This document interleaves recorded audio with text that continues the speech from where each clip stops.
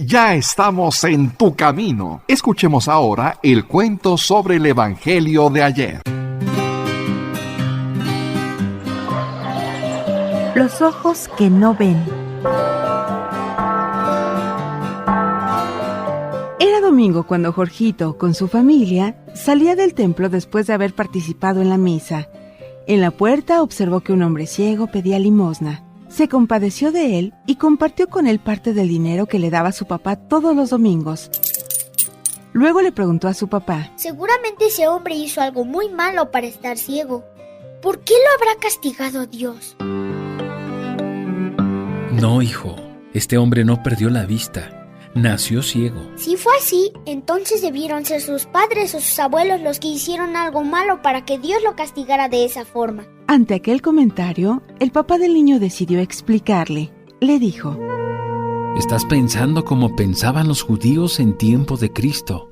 Ellos creían que las limitaciones, la pobreza, las enfermedades y la muerte eran un castigo de Dios para las personas malas. Y también pensaban que el éxito, el dinero, la salud y una larga vida eran el premio para las personas buenas. Yo creo que los judíos del tiempo de Cristo estaban en lo correcto.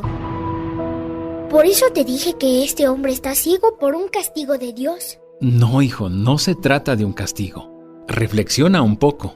¿De verdad crees que todas las personas enfermas, las que se accidentan o los pobres están siendo castigados porque se portaron mal?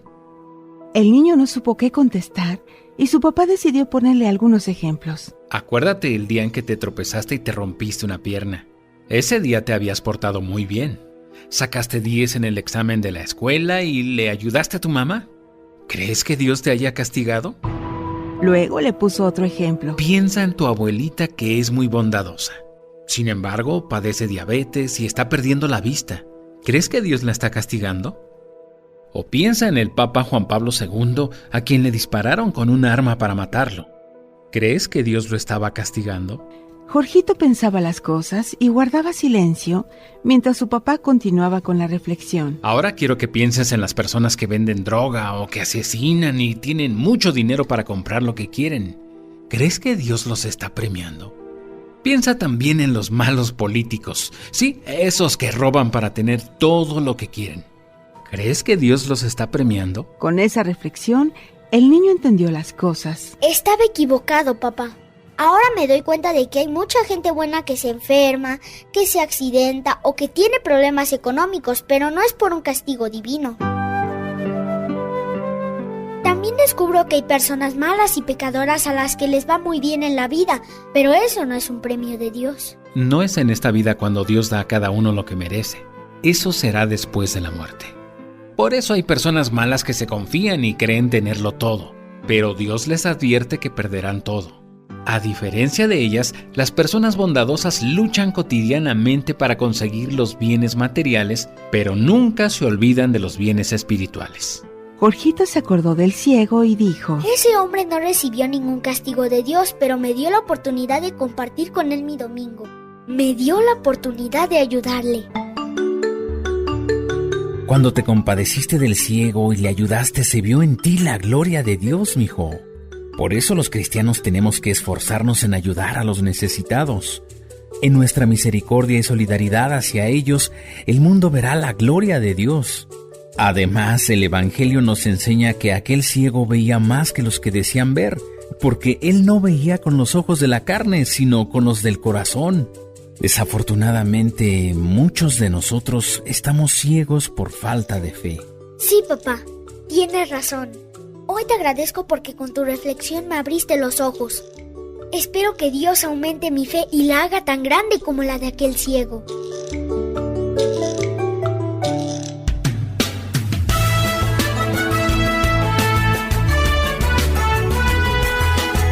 Es día de aprender algo más y hacer una buena reflexión para ser mejores en la vida. ¡Claro! Te acompaña ese amigo que te guiará en tu camino. Él es el Padre José de Jesús Aguilar Valdés, la voz amable de la radio. Esto es En tu Camino.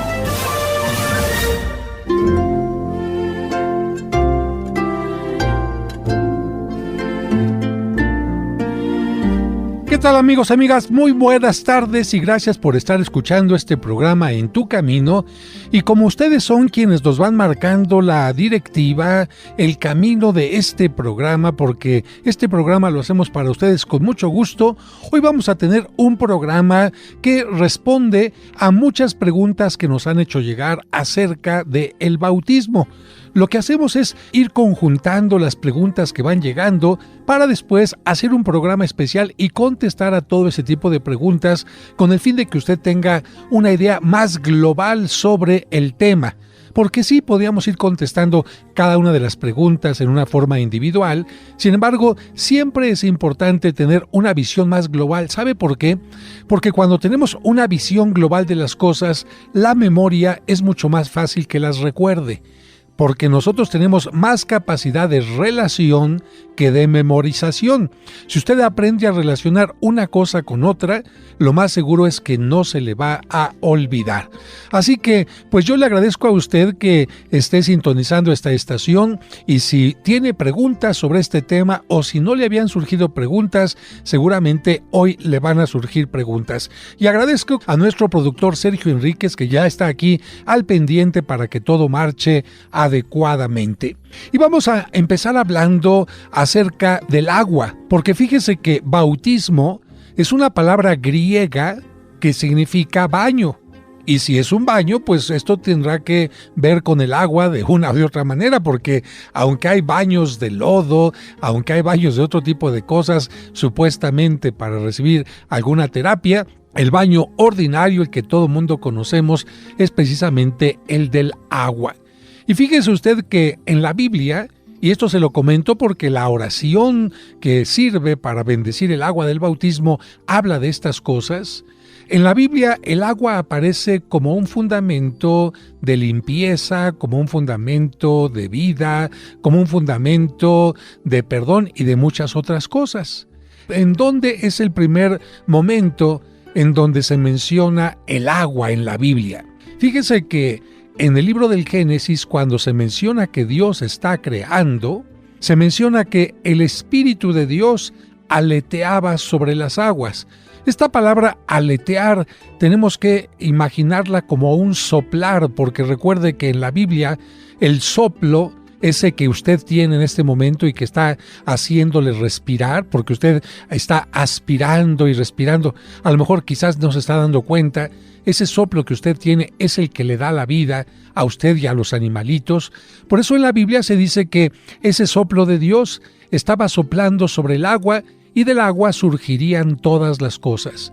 Muy interesante esto porque estamos hablando miles de años atrás y actualmente los estudiosos que hablan de la evolución, hablan de que precisamente en el agua es donde surge la vida y el agua va haciendo que de una vida más sencilla, más primaria, vayan surgiendo elementos más complicados. De células o seres unicelulares de una célula, van surgiendo seres con más células, más complicados, van surgiendo seres que salen después del agua y se arrastran, van surgiendo seres que se suben a los árboles, algunos les empiezan a salir patitas, otros empiezan a volar y como cosa maravillosa, ese momento en que el ser humano empieza a tener un alma y un espíritu y es el momento de la creación. Pues bien, el libro del Génesis habla de el agua presente en la creación. Así que yo ya le voy adelantando un poquito, el bautismo tiene que ver con una creación nueva. De hecho, el papá y la mamá presentan a su hijo el día de su bautismo y el sacerdote les dice, ustedes ya le dieron la vida de la carne. Papá y mamá le dieron la vida de la carne, pero usted, papá, discúlpeme, ¿es usted Dios? Discúlpeme, usted, mamá, ¿usted es diosa? No. Entonces, ¿qué vida le pueden dar a su hijo? Una vida de ser humano. No le pueden dar una vida eterna porque ni tu papá ni tu mamá tienes ese poder. Tu papá o mamá puedes darle los dones del Espíritu, no los tienes. Eres un papá y una mamá que quieres darle lo mejor a tu hijo y seguramente vas a trabajar muy duramente para darle casa, vestido, sustento, escuela, medicamentos, diversión, regalitos, en fin. Pero tú no le puedes dar lo que no está en tus manos darle. Más aún, a veces ni siquiera está en tus manos la salud. Puedes cuidar la salud de tu pequeño, pero si se te enferma un hijo, en muchas ocasiones el papá saca millones de pesos y le dice al médico: devuélvale la salud, por favor, quítele la leucemia, quítele el cáncer. Y resulta que el papá, con todo su fajo de dinero, con todo y que es el presidente de la república o el jefe de tal empresa, pues a veces el papá no tiene este poder. Y precisamente el bautismo va a convertir a la persona, a la criatura, porque es criatura, la va a convertir en hijo de Dios, y como hijo de Dios podrá recibir ciertos elementos que vienen de Dios. Es decir, tendrá una nueva creación, será una nueva criatura. Así que ahí está un poco esta relación de el bautismo con el libro del Génesis en la creación del mundo. Pero unos capitulitos más adelante se habla también del diluvio universal. Y ahí, en este caso, aunque no estamos hablando de una historia real, porque el diluvio universal no trata de hablar de una historia real, sino más bien de algo simbólico, tiene que ver con el bautismo. Pero de esto, ¿qué te parece si para platicarlo más tranquilamente lo vemos después de un corte? Regresamos enseguida.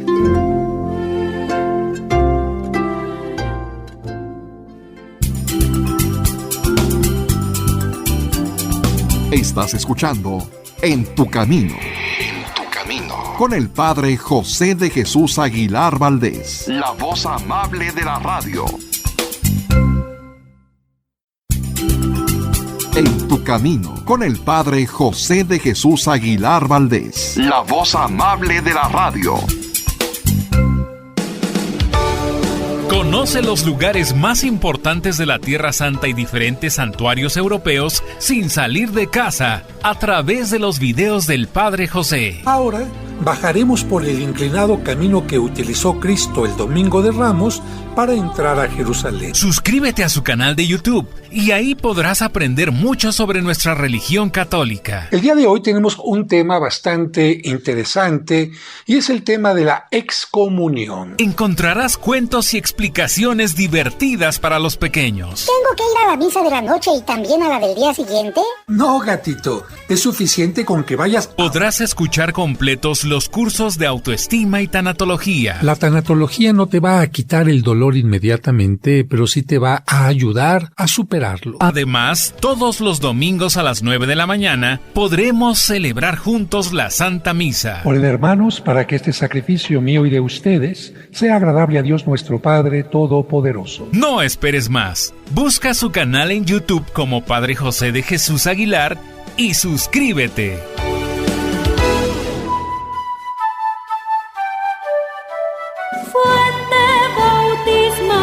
De donde brota la fe, ruta de la luz, camino de salvación.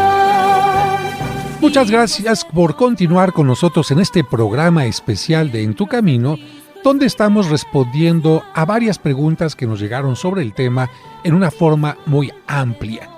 Te estaba mencionando en el corte anterior que el diluvio no fue una cosa histórica.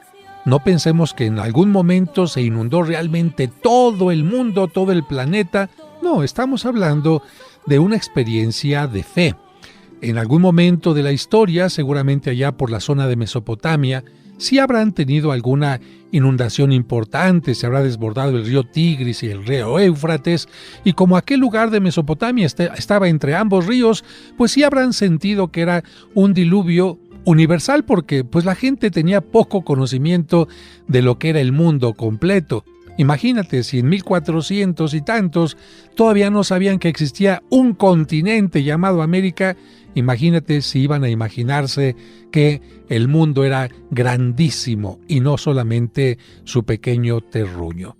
Pero aquí lo más importante es la narración, porque en la narración Dios dice: estoy preocupado por el pecado. Yo hice un mundo maravilloso y el hombre, por su maldad, no solamente está echando a perder la vida de la humanidad, sino también se está llevando entre los pies a la naturaleza. Y Dios dice, no es posible, mi obra no puede terminar así. Entonces voy a tratar de quitar lo malo. Sin embargo, esta es una narración que nos dice que nosotros podemos quitar a lo mejor a las personas, pero la maldad podría seguir existiendo. Es decir, les voy a poner un ejemplo. Yo a lo mejor puedo matar, vamos a decir, a los papás de una familia. Esa familia fue una familia que se dedicó, los papás, al narcotráfico, al secuestro, etc. Y muy bien, vamos a suponer que los mando yo a la pena de muerte. Y ya por eso, los hijos de esa familia no van a experimentar la maldad. ¿Tú qué me dices? Porque yo quito a los padres, a los abuelos de esos niños, ¿ya no van a ser malos? Y tú me vas a responder, yo me imagino que no. ¿Por qué? ¿Por qué no voy a quitar la maldad? Porque la maldad surge del corazón del ser humano cuando tiene la capacidad de elegir. Más aún, en este momento, tú que me estás escuchando, tienes la capacidad, la posibilidad de ser una persona mala. Si tú en este momento te dejaras llevar por tus malos pensamientos, por tu tentación de robar, de hacer un daño, de quizás quitarle la vida a alguien, tú lo podrías hacer. ¿Por qué no lo haces o por qué lo haces? En ti está la decisión. En ti está, porque eso se llama precisamente libertad. Y el libro del Génesis, en esta parte del diluvio, nos habla de esto. Dios elige solamente al grupo de personas que son fieles, que son buenas. Este grupo es Noé, su esposa, sus hijos. Y para decir que Dios no quiere que su creación se destruya, en forma simbólica se le dice a Noé que haga el trabajo de él, porque él tiene inteligencia, él tiene razón. Los animalitos solamente tienen instinto. Que él suba a todos los animales por parejas a su barca.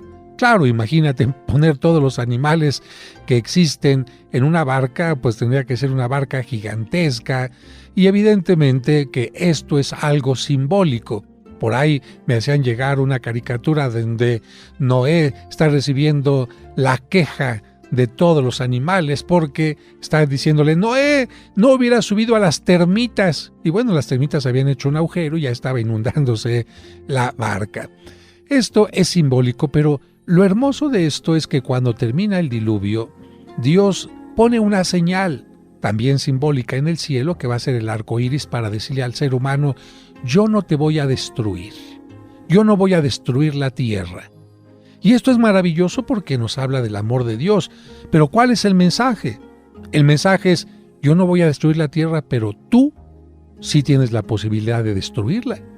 Me gustaría, ser humano, que tú pensaras como yo pienso, que tú te preocuparas de tu tierra, de tu aire, de tus ríos, que tú te preocuparas de no hacer guerras, que tú te preocuparas de que la tierra fuera un hogar maravilloso para todos, pero en tus manos está. Si el ser humano inventa una bomba atómica o varias y las explota, ¿tú crees que eso es una culpa de Dios? O si el ser humano utiliza la radioactividad en una forma equivocada y de repente esto daña animales, a personas, ¿esto es cuestión de Dios? O si nosotros nos estamos acabando algunas especies de animales, ¿tú crees que esta es la voluntad de Dios? Evidentemente que no. En el diluvio, entonces, hay otra enseñanza. El agua pone fin a los malos y permite que los buenos puedan flotar. La barca es algo que ayuda a que floten los buenos. El agua pone fin a los malos y ayuda a los buenos. Fíjate qué interesante, un mismo elemento. El agua destruye y al mismo tiempo da vida. Y bueno, los teólogos nos dicen incluso que esa barca de madera es un símbolo de la cruz de Cristo, que ayuda a que las personas que se aferran a ella en medio de los problemas, de las dificultades, de la maldad, como en el diluvio, floten y salgan adelante. El madero de la barca es un símbolo del madero de la cruz. De tal manera que, en este caso, nos va a decir la oración del bautismo: Señor, tú que quisiste que un mismo elemento, el agua diera muerte y vida, haz que por este bautismo esta persona muera a su pecado y renazca a una vida nueva. Volvemos a encontrar un símbolo de renovación.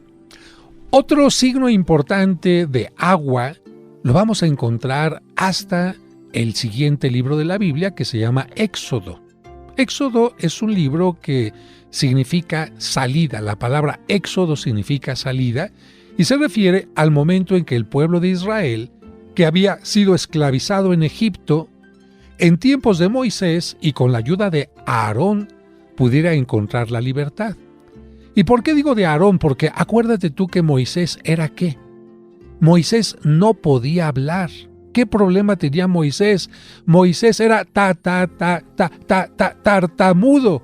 Y por eso Dios le dijo a Moisés, cuando te vayas a dirigir al pueblo, dile a tu hermano lo que tiene que decir y que él le hable al pueblo. De esta manera se evitarán los problemas. Y a mí me parece interesante esto porque finalmente Dios dice, hey señores, hay que aprender a trabajar en equipo, ¿eh? Una cosa muy importante, porque por muy importante que seas tú, como era Moisés, algo te puede fallar. Moisés tenía todo el valor, tenía toda la fe, tenía toda la voluntad, pero le faltaba el habla. Y a lo mejor tu esposa puedes tener muchas cosas maravillosas, pero a lo mejor tu esposo tiene algo que tú no tienes. O tú, hombre, tienes muchas capacidades, muchas cosas positivas, pero a lo mejor no tienes, pues no sé, esa creatividad que tiene tu chiquillo. O en el trabajo, es maravilloso cuando una gente descubre que otra persona tiene algo que uno no tiene. Y uno no tiene que verlo con envidia, como diciendo, ay, lo tiene, yo no lo tengo. Al contrario, como admiración y como posibilidad de poder trabajar en conjunto. Eso es increíble. Pues Moisés le dice al pueblo, Dios te quiere sacar, el pueblo le sigue. Ya en otra ocasión hablamos de la Pascua y todo eso, no me detengo ahora, pero cuando van saliendo de la esclavitud y van caminando hacia el lugar del desierto donde van a tener la libertad, el faraón se arrepiente y dice, vayan por ellos. Y el pueblo está entonces entre la espada y la pared. Tiene enfrente el agua para ahogarse, el agua del mar, y en la parte de atrás el faraón con todas sus huestes o sus carruajes. ¿Qué hace? O se ahoga, se suicida, o regresa también y entonces lo termina o lo vuelve a esclavizar el faraón. ¿Qué hace Moisés? Pide la ayuda de Dios y el agua se abre. Y el agua permite que salga el pueblo a la libertad, y la misma agua, cuando se cierra, ahoga a el ejército del faraón. Muerte y vida otra vez, pero vamos a continuar platicando de esto después de un corte. Regresamos enseguida.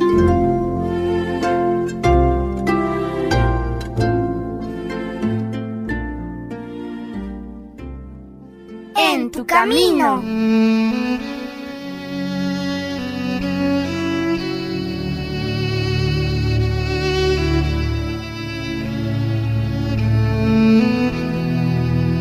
Plegaria antigua para los enfermos. Te rogamos, ordenador, Señor, artífice del cuerpo y creador del alma, tú que hiciste al hombre, tú que administras, gobiernas y salvas a todo el género humano, tú que reconcilias y aplacas, por bondad tuya, sénos propicio. Señor, socorre y cura a todos los enfermos, y permite que se levanten los yacentes. Glorifica tu santo nombre por medio de tu único Hijo Jesucristo, que por él te alcancen la gloria y el poder en el Espíritu Santo, ahora y por los siglos de los siglos. Amén.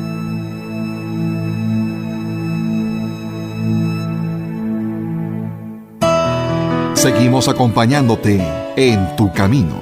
Ya volvemos después de la pausa.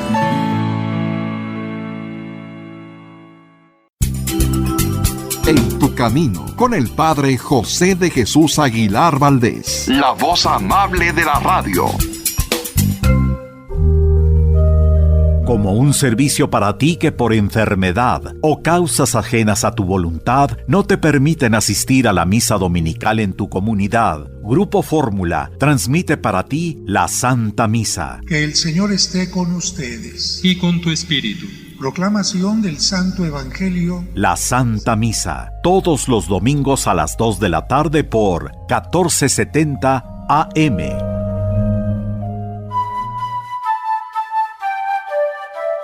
Fuente bautismal, de donde brota la fe, ruta de la luz, camino de salvación. Gracias por continuar con nosotros en este programa especial donde estamos hablando de algunos elementos simbólicos sobre el bautismo. Y ya hemos hablado del agua en el momento de la creación, del agua en tiempo del diluvio, y estamos hablando ahora de cómo cuando se abre el mar, Dios permite que el pueblo encuentre la libertad, pero cuando se cierran las aguas, el faraón ve que su ejército queda atorado entre las arenas y lamentablemente muchos mueren ahogados. Otra vez, muerte y vida. El agua nos vuelve a recordar el bautismo, nos da a nosotros la muerte del pecado y nos permite encontrar el camino hacia una tierra prometida. ¿Cuál es esa tierra prometida? Bueno, el pueblo en aquel momento iría caminando a lo que sería la zona de Tierra Santa, es decir, de la zona de Israel como la conocemos ahora, especialmente Jerusalén. Para nosotros, en el bautismo, ¿qué queremos encontrar? No buscamos un territorio físico como si estuviera mejor Estados Unidos o México, o porque hay gente que viene a México de Estados Unidos y no por eso encuentra el paraíso, o hay gente que va de México, de Costa Rica, de Chile a Estados Unidos y no por eso lo encuentra. Hay personas que van a París, a Roma. Yo tuve compañeros en mis estudios de posgrado en Alemania, donde estuve estudiando, en Francia, donde estuve estudiando, en Roma también, y la gente era infeliz. ¿Sabes por qué? Porque la felicidad no te la da un lugar. La gente que no se esfuerza, que no se prepara, que no tiene una actitud positiva, nunca encuentra la felicidad, ni aquí, ni en Roma, ni en París, ni en ningún lado. Porque la felicidad no es un lugar, ni una persona, ni tener cosas, es una actitud, algo totalmente distinto. Por eso, nuestra tierra prometida, ¿qué es? Encontrarnos con Dios. Encontrarnos con Dios en esta tierra a través de los valores, a través de las cosas positivas, del esfuerzo, de lo que significa ir creciendo en todas las áreas que tenemos que creer. Y cuando nuestro cuerpo, porque se va deteriorando, nuestro cuerpo va pintando canas, nuestro cuerpo va dejando de ver, nuestro cuerpo va haciendo que las células se vayan haciendo limitadas. ¿Y entonces qué? ¿El final de tu vida es que desaparezcas para siempre? ¿El final de tu vida es que después de haberte esforzado tanto por ser un buen padre, un buen esposo, un buen hijo, un buen trabajador, te conviertas en un esqueleto, te conviertas en podredumbre, en cenizas? ¿Eso es tu futuro? Dios nos dice, no. Yo te invito a que continúes viviendo más allá, y esa es nuestra tierra prometida. Y por eso el agua del bautismo, de alguna manera, recuerda también esa agua del libro del Éxodo. Y ahora me voy a una parte ya no tan bíblica, tenía algo que ver con la Biblia, pero sí antropológica acerca del agua. A ti te han invitado seguramente o has escuchado de San José Purúa, ese lugar donde las aguas son amarillentas, pero te metes al agua y caray, parece que le pusieron la hornilla debajo de la tierra porque está calientísima. También allá en Costa Rica hay un lugar maravilloso que es de los que más me gustan, se llama Arenal. Hay un balneario que está a las orillas de un volcán que está haciendo erupción. No está tranquilo, el volcán está haciendo erupción todos los días, pero hace erupciones pequeñitas. Y el agua que sale, las cascadas que salen junto a ese volcán, salen con una temperatura, caray, que te metes ahí, no puedes estar mucho tiempo porque ¿qué te pasa cuando te metes a un agua caliente mucho tiempo? Pues como que te pones un poquito atarantado porque el calor relaja demasiado.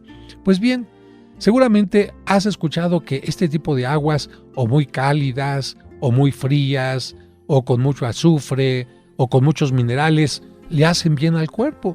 Sí. Y seguramente te ha dicho alguien, yo cuando voy a este lugar siento que me curo de algo. Bueno, es cierto. Dios ha querido que en las aguas tengamos ciertos aspectos curativos. Simplemente meterte a darte un regaderazo, simplemente refrescarte después de un día de calor o de cansancio, o cuando estás muy nervioso, el agua te ayuda. Pues Dios quiso que en el agua el ser humano tuviera esta posibilidad. Y esta posibilidad quiso darla en el río Jordán por dos cosas. Primero, ¿cuál es el lugar de entrada a tierra prometida? El pueblo iba por el desierto 40 años. ¿Qué tuvo que cruzar para entrar a la tierra prometida y llegar a Jerusalén? Perfecto, lo adivinaste muy bien, el río Jordán. Es decir, el río Jordán era la puerta para la tierra prometida. Y en ese río Jordán, Dios nos habla en el libro de los Reyes que Dios quiso que fuera curada persona que no era ni siquiera judía. Un hombre llamado Naamán, que era de Siria, sabiendo que había un hombre de Dios, un profeta llamado Eliseo, llegó con él y le dijo, quiero que me cures de la lepra. Y Eliseo le dijo, discúlpame, yo soy profeta de Dios, pero yo no tengo ese poder. Si Dios quiere, Él te lo puede hacer. Métete al río Jordán.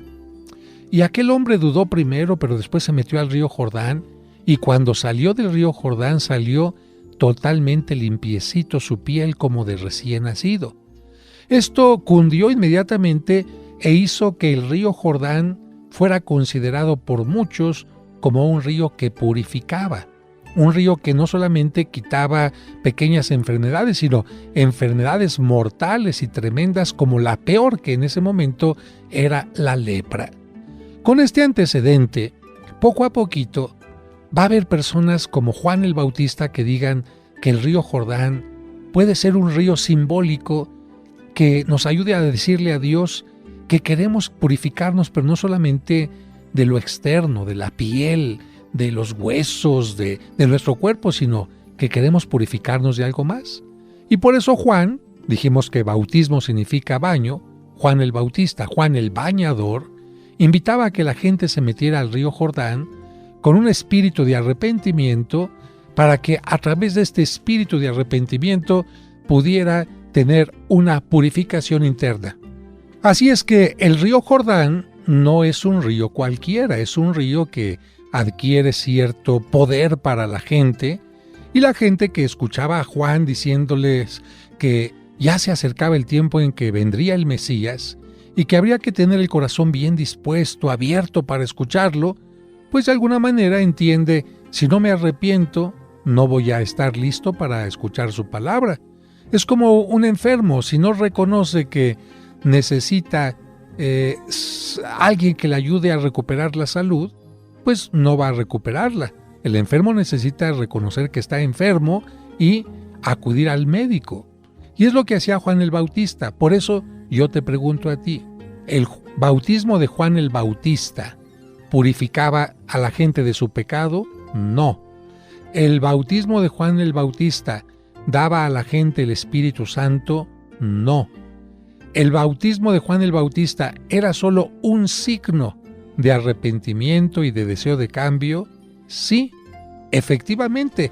Por eso el bautismo que tú que me estás escuchando recibiste cuando eras pequeño, o de joven o de adulto, no es el bautismo de Juan el Bautista, sino el bautismo que tú recibiste es el bautismo que da Cristo. Por aquí una pregunta. Después de que Juan el Bautista le dejó el camino a Jesucristo, ¿Cristo empezó a bautizar? No. Cristo no bautizó a nadie en los 3 años de predicación que tuvo. Cristo solamente al final de su vida en esta tierra, es decir, después de haber muerto y resucitado, poco antes de subir a los cielos, les dijo a los apóstoles, ahora sí, vayan por todo el mundo, prediquen y a quien crea, bautícenlo en el nombre del Padre y del Hijo y del Espíritu Santo. Quiere decir que el bautismo solamente es posible para purificarnos y darnos el Espíritu Santo después de la muerte y resurrección de Cristo. Pero de esto continuaremos hablando en nuestro último bloque. Ya volvemos. Fuente bautismal.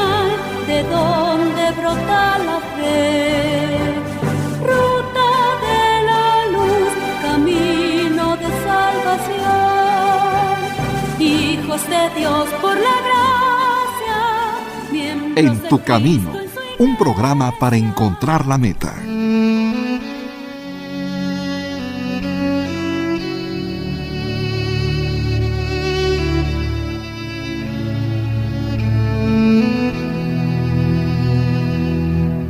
Señor, dicen que el lunes ni las gallinas ponen, pero estoy seguro que esa frase la inventaron los que buscan pretextos para no cumplir con su responsabilidad.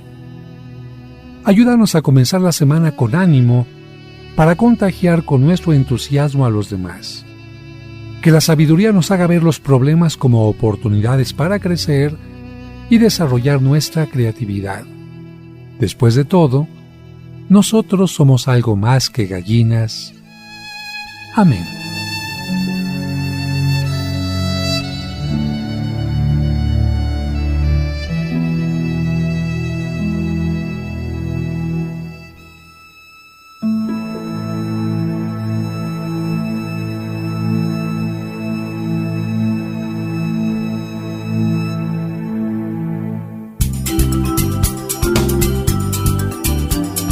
Estás escuchando En tu camino. En tu camino. Con el Padre José de Jesús Aguilar Valdés, la voz amable de la radio. Conoce los lugares más importantes de la Tierra Santa y diferentes santuarios europeos sin salir de casa a través de los videos del Padre José. Al pasar por la pequeña puerta, los peregrinos pueden ver una losa de mármol que protege la piedra original donde estuvo el cuerpo de Cristo. Suscríbete a su canal de YouTube y ahí podrás aprender mucho sobre nuestra religión católica. Hoy quiero presentarles este libro que se llama Los Apócrifos y otros libros prohibidos. Encontrarás cuentos y explicaciones divertidas para los pequeños. ¿En cuántas de ellas caíste? En ninguna, padre. No les hice caso porque no quería caer en el mal. Podrás escuchar completos los cursos de autoestima y tanatología. Una persona que no se ama no podrá tener una fuerte y sana autoestima. Todos los domingos a las 9 de la mañana podremos celebrar juntos la Santa Misa. En el nombre del Padre, y del Hijo, y del Espíritu Santo. Amén. Amén. No esperes más. Busca su canal en YouTube como Padre José de Jesús Aguilar y suscríbete. En tu camino. fuente bautismal, de donde brota la fe, ruta de la luz, camino. Gracias por continuar con nosotros y estamos ya en este último bloque de este programa especial sobre el bautismo, pero espero que te haya quedado claro que Cristo solamente puede dar el perdón de los pecados y solamente puede dar el Espíritu Santo después de que Él ha muerto por la humanidad, después de que la ha purificado con su muerte, con su cruz, y después de que ya resucitado, nos puede dar el Espíritu Santo. Por eso es que hasta después de su muerte y resurrección, Jesucristo envía a sus apóstoles a que prediquen, den a conocer lo que Él ha enseñado, porque la vida que Cristo nos invita a vivir no es solamente ponernos agüita en la cabeza, sino un compromiso, un deseo de cambio, de superación. Y por esta razón, en los primeros años, las personas que se bautizaban eran solamente adultas. Claro que con los adultos se bautizaba también a los niños que había en la familia, todos juntos. ¿Para qué? Para que crecieran en este conocimiento. Pero a los adultos se les pedía que se prepararan a veces hasta con 3 años para que supieran exactamente lo que era su compromiso de bautizados. Más tarde, los papás pidieron el bautismo para los niños pequeñitos, comprometiéndose a que ellos los educarían en la fe. Pero para que no hubiera ningún problema, ¿qué tal si moría un papá o una mamá? Pues tenía que haber un papá que fuera, digamos, el relevo. Y a ese padre de relevo se le llama compadre. Y a la mamá de relevo se le llama comadre, que significa con el padre o con la madre van a educar a ese pequeñito. Por eso, ya desde aquí otra respuesta a una pregunta. ¿Padre puede ser padrino un testigo de Jehová? ¿Padre puede ser madrina una persona que no es creyente? ¿Padre puede ser padrino de mi criatura una persona que es de otra religión? Claro que no. porque su obligación es educarlo en la fe y en una forma coherente. Padre, ¿puede ser padrino una persona que está amancebada? No, porque no está siendo un buen ejemplo. Está predicándole con la palabra una cosa, pero con el ejemplo otra cosa. Entonces, para ser padrino se necesita vivir bien la fe adecuadamente y, por supuesto, pertenecer a la Iglesia Católica. A los pequeñitos se les empezó a bautizar y desde los tiempos antiguos, sean adultos o niños, se les dan los siguientes signos. A ver si tú te acuerdas. El primer signo es hacerles la señal de la cruz, que recuerda que un cristiano tiene que seguir a Cristo a lo largo de toda su vida, por eso se llama cristiano. Y desde que hacen la señal de la cruz sobre nuestro cuerpo, cuando crecemos, cada vez que entramos a la iglesia o salimos de ella, o empezamos el día o lo terminamos, o incluso algunos que pasan frente a una iglesia, se hacen la señal de la cruz. Después de ese signo, las personas adultas llegaban y entraban vestidas de morado, porque el morado representaba la penitencia, el cambio de vida que estaban haciendo, y después de que se bautizaban, les ponían el agua, se cambiaban la vestimenta por una blanca, para indicar que estaban viviendo una vida nueva, una vida digna, una vida de libertad. Así que esa era la razón. Ahora, como a los pequeñitos se les bautiza desde pequeños, ya no se les pone ninguna ropa morada, simplemente la vestimenta blanca. Pero antes de que se les sumerja en el agua, se les pone en el pecho un aceite que se llama óleo. Óleo en latín es aceite, aceite de oliva.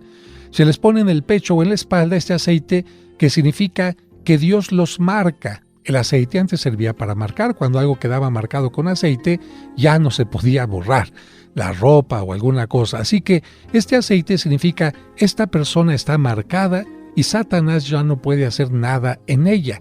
Por eso la gente popularmente decía que el bautismo le quitaba los cuernitos al diablo, es decir, la fuerza sobre la persona. Después viene ya el bautismo, 3 veces agua o 3 veces sumir a la persona, en nombre del Padre, del Hijo y del Espíritu Santo, la vestimenta blanca, y después de la vestimenta blanca se le pone otro aceite, pero ahora en la cabeza. Este aceite se llama crisma, y es un aceite perfumado que sirve para consagrar. A los reyes se les pone este aceite antes de ponerles la corona. Todavía a los reyes de España, de Inglaterra, de otros lados, se les sigue poniendo. Las catedrales y las iglesias se consagran con este aceite. Y este aceite se pone en la cabeza del bautizado, se pone en la frente del bautizado, el día de su confirmación, o en las manos del bautizado, si es que lo van a ordenar sacerdote, y significa que se está consagrando.